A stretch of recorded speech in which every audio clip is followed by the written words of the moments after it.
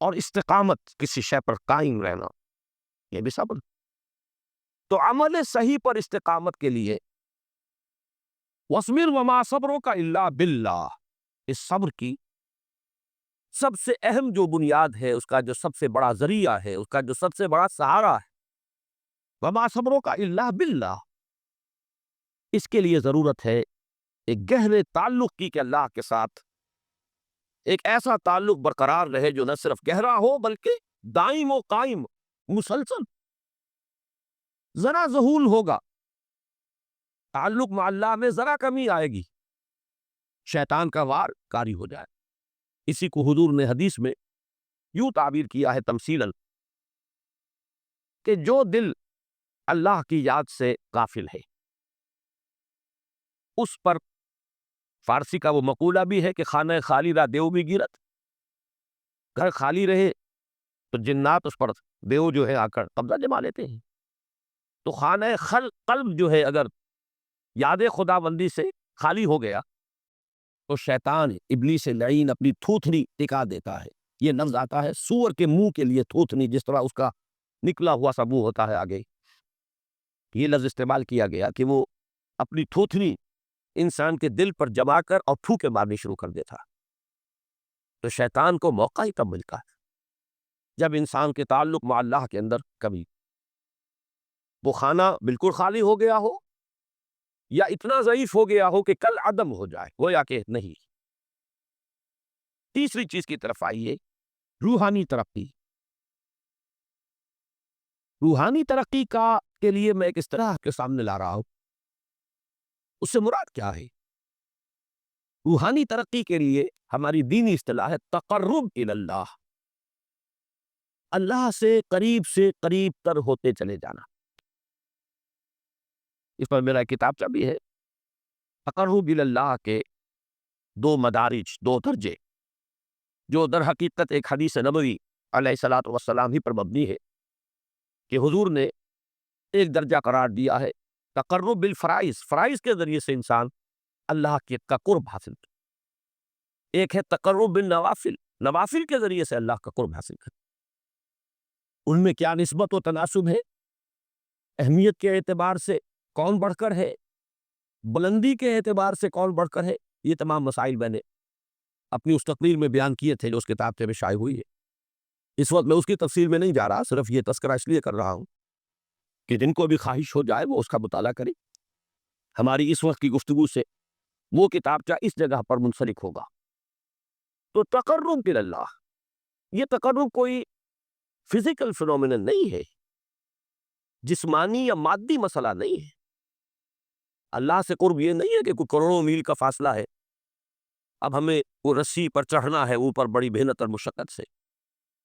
فصل تو ہے ہی نہیں، فاصلہ ہے ہی نہیں، بعد ہے ہی نہیں۔ نحن اقرب الیہ من حبل الورید، ہم تو انسان سے اس کی شہ رگ سے بھی زیادہ قریب ہیں۔ ہوا معکم اینما کنتم، وہ تو تمہارے ساتھ ہی ہوتا ہے جہاں کہیں بھی تم ہو، بس صرف یہ کہ تمہاری توجہ نہیں ہوتی، تم اور چیزوں میں مشغول و مصروف رہتے ہو، تم ہماری طرف دھیان ہی نہیں دیتے، تم ہماری طرف متوجہ ہی نہیں ہوتے۔ ہم تو مائل بے کرم ہے، کوئی سائل ہی نہیں، راہ دکھلائیں کسے رہنم منزل ہی نہیں۔ انسان جب متوجہ ہو جاتا ہے اور بڑھتا ہے، آگے پیش قدمی کرتا ہے روحانی اعتبار سے، تو یہ ہے در حقیقت تقرب الی اللہ، اور اسی کو ہم کہیں گے روحانی ترقی۔ اب ان تین چیزوں کو اگر آپ نے ذہن میں جما لیا، پھر میری بات کی ترتیب اس کو ذہن میں قائم کیجئے۔ ہم چلے کہاں سے؟ دین کے ساتھ اصل مناسبت فلسفے کی نہیں، حکمت کی۔ نمبر 2، حکمت قرآنی کا پہلا اور اہم ترین اور بنیادی مسئلہ معرفت رب کا حصول، اس کا نتیجہ شکر خدا بندی ہے، اس کا ذریعہ آیات آفاقی، آیات انفسی، اور سب سے بڑھ کر آیات قرآنیہ جو الذکر ہے، جو تذکرہ ہے، جو ذکرہ ہے۔ لیکن اس پہلے مرحلے کو اگر کوئی انسان بفضل ہی تعالی، اللہ کے فضل و کرم سے طے کر لے، اب اس کے سامنے تین مسئلے، فکر کی مزید پیش رفت، مزید پیش قدمی صحیح رخ پر، اس کے لیے ذکر اور فکر دونوں کا امتزاج لازمی. فقر قرآن اختلاط ذکر و فکر. الذین یذکرون اللہ قیاما وقعودا وعلی جنوبہم ویتفکرون فی خلق السماوات والارض. دوسری شے عمل کا درست رہنا، نہ افراط و تفریط ہو، عدم توازن ہو، نہ انسان نفس سے مغلوب ہو جائے، نہ انسان جذبات کی رو میں اندھا ہو جائے، نہ انسان ماحول سے مرعوب ہو کر متاثر ہو جائے. صحیح رخ پر اس کا عمل. نمبر 3 روحانی ترقی، جو اصل حاصل ہے، جو اصل مقصود ہے. نمبر 2 چیز کے لیے تعلق مع اللہ ضروری، نمبر 3 کے لیے تقرب الی اللہ ہو. اب غور کیجئے، ان تینوں چیزوں کا بڑا گہرا تعلق ہے نماز کے ساتھ. ان تینوں کے لیے ستون کی حیثیت نماز کو ہے. لہذا ایمان کے بعد یا معرفت رب کے بعد حکمت دین کا اہم ترین مسئلہ نماز، صلاح. اس لیے کہ ایک طرف یہ انسان کو اللہ کے ساتھ ایک گہرے تعلق کا ذریعہ فراہم کرتی ہے. اپنے تمام مصروفیات میں سے، ان مشغولیتوں میں جن میں گم ہونے کا خدشہ ہوتا، نکلو. 24 گھنٹے کے معمولات میں سے کم 5 مرتبہ تو لازماً نکلو، اور اپنے آپ کو ذرا، اپنے حواس کو بھی، اپنی باطنی کیفیات کو بھی ذرا تازہ کرو. اگر کوئی گندگی، نجاست، کسی طرح کی ناپاکی کا کوئی معاملہ ہے، طہارت حاصل. طہارت سے تمہارے اندر روح کو بھی بالیدگی ہوگی، تمہارے حواس بھی تازہ ہوں گے. تم گویا کہ بحیثیت کل تمہاری ہستی چاق و چوبند ہو جائے گی.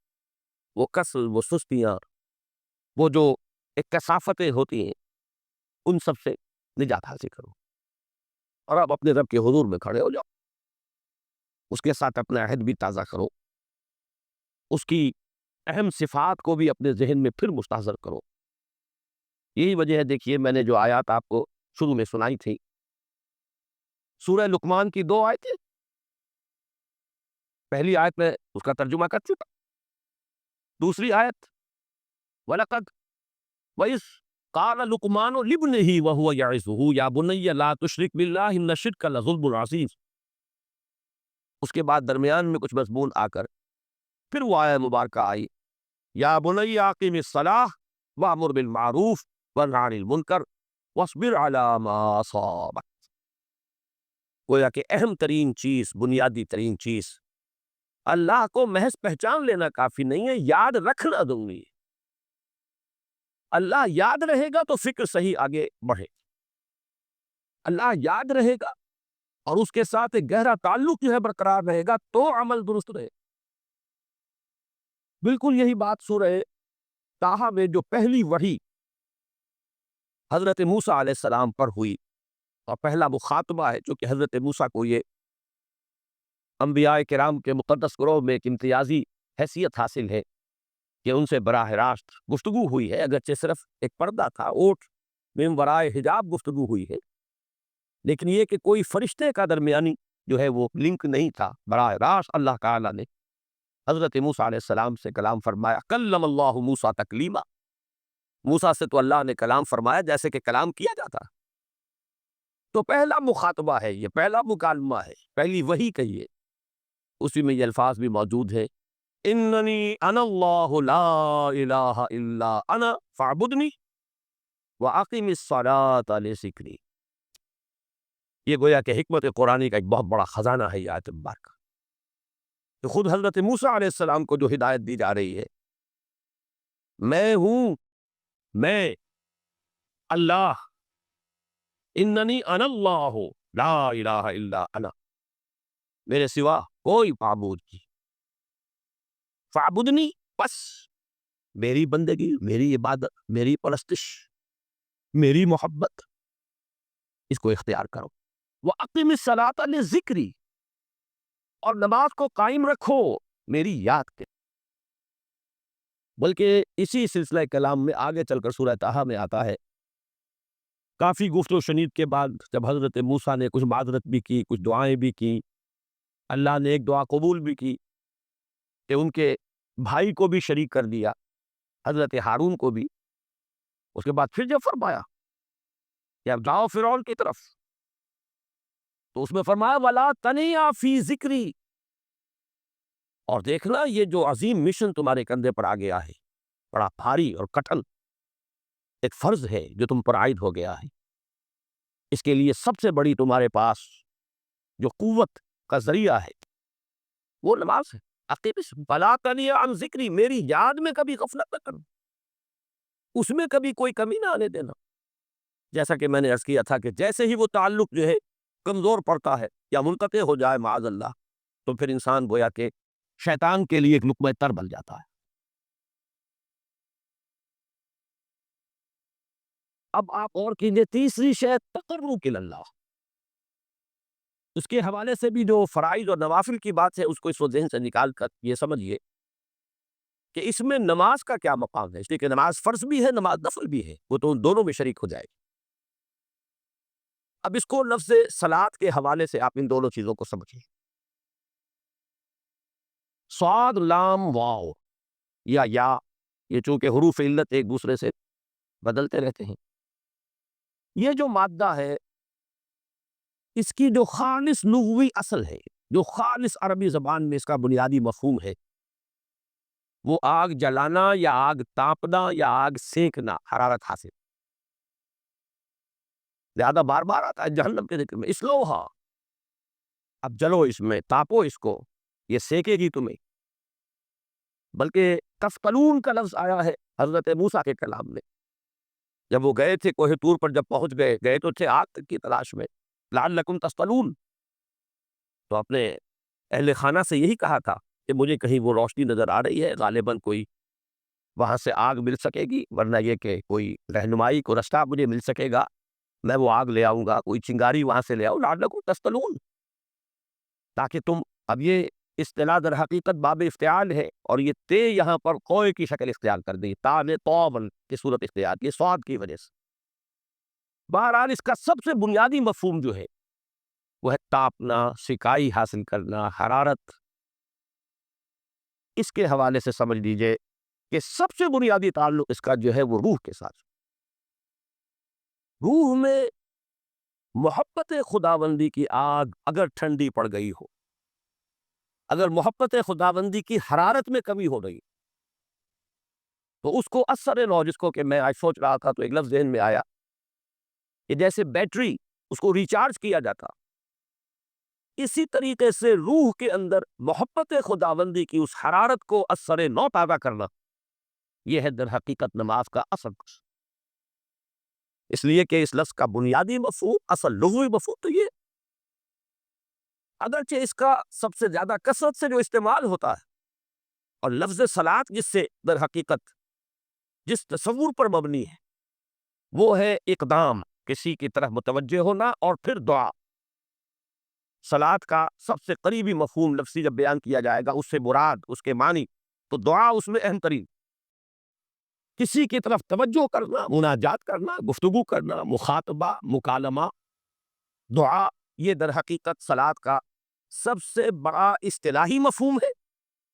لیکن جو اس کا مادہ ہے، صاد لام واو یا صاد لام یا، اس کا اصل مفہوم جو ہے وہ تاپنا، حرارت حاصل کرنا۔ تو ان دونوں کے حوالے سے عرض کر رہا، وہ تاپنا اور حرارت حاصل کرنا وہ ہے روح کے اعتبار سے۔ وہ جو کہا اقبال نے کہ بجھی عشق کی آگ اندھیر ہے، مسلمان نہیں راہ کا ڈھیر۔ یہ عشق کی آگ جب بجھ جاتی ہے، در حقیقت یہی تو انسان کی روحانی موت ہے۔ جب یہ نہ رہے تو چاہے منطق میں بہت انسان ماہر ہو، مجھے اقبال کا شعر یاد آیا تقابل کرتے ہوئے، ایک انسان محکوم اور ایک انسان حر، آزاد انسان، ان کی نفسیات میں جو بنیادی فرق علامہ اقبال نے مختلف مواقع پر بیان کیے ہیں۔ محکوم ہے بیگانہ اخلاص و مروت، ہر چند کے منطق کی دلیلوں میں ہے چالاک۔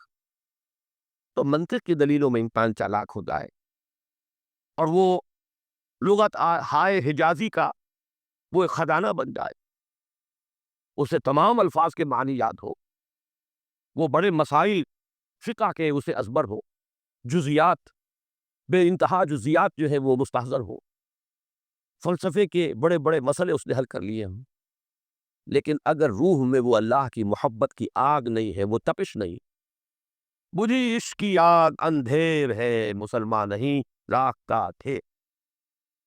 اسی کے حوالے سے آج مجھے یاد آیا تھا کہ وہ جو بڑی سادہ سی ایک نظم ہے، اللہ تعالیٰ سے دعا یا رب دل مسلم کو وہ زندہ تمنا دے، اس میں بھی جو الفاظ آئے ہیں جو روح کو گرما دے اور قلب کو تڑپا، یہ ہے اصل جو مقصود ہے نماز کو۔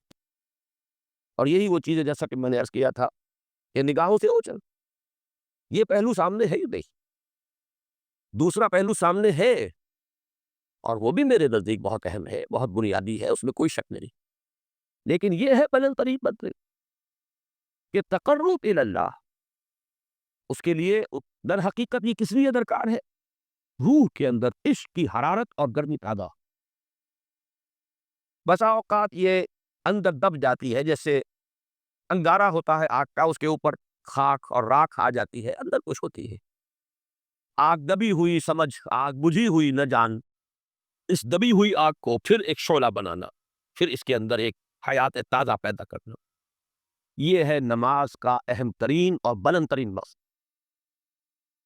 لیکن اس کے ساتھ ہی اس نماز میں ذکر ہونا، اس کا یہ ذکر ہے، اور ذکر کی جب میں فہرست بیان کیا کرتا ہوں بہت سے حضرات کے سامنے ہوگا کہ ذکر کا در حقیقت مفہوم ہے استحضار اللہ فی القلب۔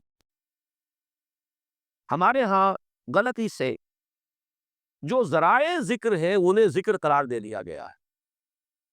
نماز ذکر نہیں ہے، نماز ذکر کا ذریعہ ہے۔ اقیم الصلاۃ لذکری، نماز قائم کرو میرے ذکر کے لیے۔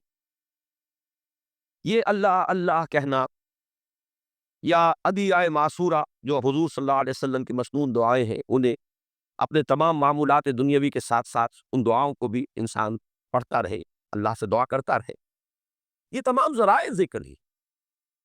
سبحان اللہ الحمدللہ الحمدللہ، اس کا آپ ورد کیجئے، یہ بھی ذریعہ ذکر ہے۔ حقیقت میں ذکر ہے استحضار اللہ فی القلب، اللہ کو دل میں لے آنا، اللہ کو دل میں حاضر کر لینا، اصل میں تو ترجمہ ہوگا، لیکن حاضر جاننا، یہ کیفیت جو ہے انسان کو حاصل ہو جائے۔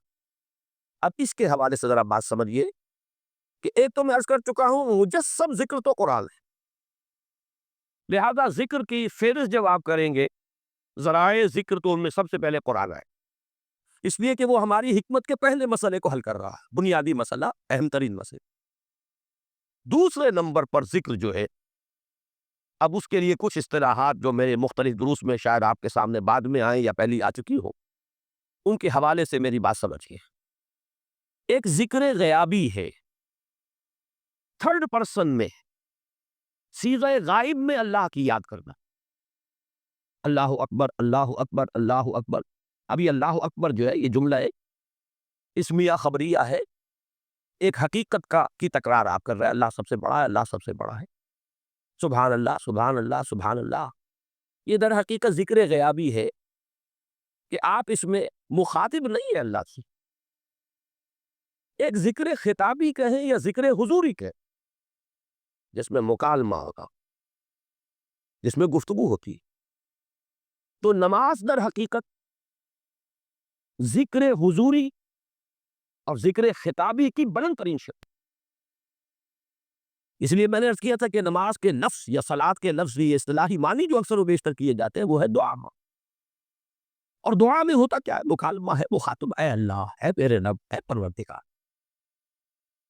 پھر یہ کہ اس میں اقدام اور کسی کی طرف متوجہ ہونا، یہی وجہ ہے کہ افتتاح صلاۃ، نماز کو شروع کرنے کے لیے ایک تو وہ الفاظ جو قرآن مجید میں آئے ہیں، انی وجہت وجہی للذی فطر السماوات والارض حنیفا وما انا من المشرکین، یہ ہے توجہ کا ارتکاز، بشرطے کہ یہ صرف الفاظ ہی نہ نکل رہے ہو، واقعتاً یہ تعبیر ہو اس وقت کی انسان کی نفسیاتی کیفیت کی، کہ شعوری طور پر وہ فیصلہ کرتا ہے کہ اب میں منقطع ہو رہا، ہر چہار طرف سے اپنی توجہ کو ہٹا کر، ہر مسئلے سے اپنے آپ کو خالی و ذہن کر کے یعنی ظاہری اور باطنی دونوں اعتبار سے میں اپنی توجہ کا ارتکاز کر رہا ہوں اس ذات کی طرف جس نے آسمان اور زمین کو پیدا کیا، اور بالکل یکسو ہو کر کرنا۔ انی وجہت وجہی للذی فطر السماوات والارض حنیفا وما انا من المشرکین۔ اور دوسری وہ جو دعا جس سے ہم افتتاح کرتے ہیں اپنی نماز کا، دیکھیں اس میں خطاب کا کس قدر اہتمام، وہاں سبحان اللہ نہیں ہے، سبحانک اللہم، پاک ہے تو اے رب ہمارے، وبحمدک وتبارک اسمک وتعالی جدک۔ اور کر رہے ہیں، یہ ہے تخاطب، براہ راست مخاطب اور ہو رہی۔ تو سب سے پہلی بات تو یہ ہوئی کہ ذکر کی ایک شکل ہے ذکر غیابی، دوسری ذکر حضوری، اور ذکر حضوری یا ذکر خطابی کی بلند ترین منزل، بلند ترین اس کا ذریعہ نماز۔ اس کو ایک پہلو سے اور سمجھ لیجئے، سورہ فاتحہ جب پھر ہم پڑھتے ہیں جسے الصلاۃ کہا گیا ہے، جو لب لباب ہے، خلاصہ ہے، اس میں پھر تدریجاً غیاب سے حضور کی طرف پیش قدمی ہوتی ہے۔ الحمدللہ رب العالمین الرحمن الرحیم مالک یوم الدین، یہ ذکر غیابی ہے، اس میں ابھی خطاب نہیں آیا، یہ وہی جملہ اسمیہ ہے۔ کل تعریف اس اللہ کے لیے ہے جو تمام جہانوں کا پروردگار ہے، مالک ہے، جو رحمان ہے، رحیم ہے، جزا و سزا کے دن کا مختار و مالک ہے۔ اب یہ غیاب سے حضور کی طرف، ایاک نعبد و ایاک نستعین اہدنا الصراط المستقیم، یہ ہے وہ۔ اب پہلے ایک معاہدہ ہے، ایک اقرار ہے، اعتراف ہے، وعدہ ہے، اور پھر دعا ہے، استدعا ہے کہ حضور نے فرمایا، یقول اللہ تعالی، اللہ یہ فرماتا ہے، اسی لیے اس کو حدیث قدسی کہیں گے، قسمت الصلاۃ بینی و بین عبدی نصفین، میں نے نماز کو اپنے اور اپنے بندے کے مابین آدھا آدھا تقسیم کر دیا۔ اب یہاں تک تو جملہ ہے اللہ کا، یہ ہے حدیث قدسی۔ اب آگے جو ہے نریشن اس کی جو ہے حضور صلی اللہ علیہ وسلم کی جانب سے ہے، یعنی خبر دے رہے ہیں وہ اللہ کی طرف سے ہی۔ ایسے تو تمام احادیث ہی گویا کہ ہم سمجھتے ہیں انسپائرڈ تو اللہ کی طرف سے ہی ہے، لیکن یہ کہ جہاں صراحت ہو کہ اللہ کہتا ہے وہ حدیث قدسی۔ تو یقول اللہ تعالی قسمت الصلاۃ بینی و بین عبدی نصفین، یہاں تک تو حدیث قدسی۔ اب دوسری عام حدیث ہے، اذا قال العبد الحمد للہ رب العالمین یقول اللہ تعالی حمدنی عبدی، جب بندہ کہتا ہے الحمدللہ رب العالمین، پروردگار کہتا ہے میرے بندے نے میری حمد کی۔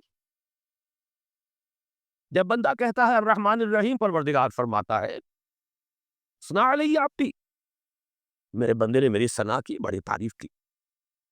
جب بندہ کہتا ہے مالک یوم الدین، اللہ فرماتا ہے مجدنی عبدی، میرے بندے نے میری بڑی بزرگی بیان کی ہے، تمجید کی ہے۔ پھر جب بندہ کہتا ہے ایاک نعبد و ایاک نستعین، اللہ فرماتا ہے ھذا ما بینی و بین عبدی ولعبدی ما سأل، یہ ہے میرے اور میرے بندے کے درمیان۔ یہ تو معاہدہ ہے نا، معاہدے میں تو دو فریق جکڑے جاتے ہیں، بند جاتے ہیں، یہ میرے اور میرے بندے کے درمیان ہے، اور میرے بندے نے جو طلب کیا میں نے دیا، اس لیے کہ اس میں طلب بھی تو ہے، ایاک نستعین، تیری مدد چاہتے ہیں، یہ طلب ہے، اسی کی شرح ہے جو اب آخری تین آیتیں ہیں۔ پروردگار ہم تیری مدد چاہتے ہیں، پروردگار تیری ہی بندگی کرتے ہیں اور کریں گے، اور تیری ہی مدد چاہتے ہیں، چاہیں گے۔ اگر حال میں اس کا ترجمہ کریں گے زمانہ حال کے اعتبار سے، اس لیے کہ فعل مضارع میں تو دونوں موجود ہیں، شامل ہے، تو یہ ایک اعتراف ہے، اظہار حال ہے۔ اللہ کرے کہ وہ واقعتاً صحیح اظہار حال ہو، ہم واقعی اللہ کی بندگی کرتے ہوئے یہ کہیں کہ ایاک نعبد، ورنہ اگر ہماری اصل صورتحال سے وہ مطابقت نہ رکھتا ہو تو پھر تو ایک طرح کا جھوٹ ہو جائے گا، غلط بیانی ہو جائے گی۔ ایاک نعبد، تیری ہی بندگی کرتے ہیں، اور مستقبل میں کیجئے، کریں گے، یہ ہے عہد، تیری ہی مدد چاہتے ہیں، تجھی سے مدد طلب کرتے، تجھی سے مدد چاہتے رہیں گے۔ اس کے لیے فرمایا ولعبدی ما سأل، اور پھر اس کے بعد وہ استدعا ہے، اهدنا الصراط المستقیم صراط الذین انعمت علیہم غیر المغضوب علیہم ولا الضالین. اس حدیث میں اس کو ایک ہی جملے کو لیا گیا ہے، ایک ہی جملے کی حیثیت سے. جب بندہ یہ کہتا ہے تو اللہ فرماتا ہے ھذا لعبدی ولعبدی ما سأل، یہ خالص میرے بندے کے لیے ہے. اس بندے نے ایک درخواست پیش کی ہے، اب میں نے گرانٹ کی وہ اپلیکیشن، وہ ریکویسٹ گرانٹڈ، ہم نے دے دی. ولعبدی ما سأل، یہ ہے اس کی تاثیر کا عالم، بشرطے کے معاملہ اور شعور کے ساتھ، بشرطے کے مطابقت ہو ظاہر اور باطن کی، بشرطے کے مطابقت ہو قول اور فعل کی.